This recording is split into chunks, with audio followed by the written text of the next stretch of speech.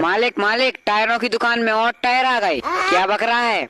अरे मालिक, बुलडोजर के मालिक ने उसके लिए और टायर मंगा लिए। क्या बुलडोजर का मालिक सनक गया है कि टायर पे टायर लाने में तुला हुआ है? अरे मालिक देखो तो टायर, 1 2 3 4 5 6 7 8 9 10 टायर। क्या 10 टायर? हाँ वही तो बोल रहा हूँ मैं मालिक। और मालिक, एक टायर की कीमत 50,000, यानी कि 10 टायर की कीमत। ओहो, जितने का आपने खरीदा था ना मुझे किस्तों पर, इतने के तो उसमें टायर ही टायर हैं, और आप उनको ओपन चैलेंज देते हो।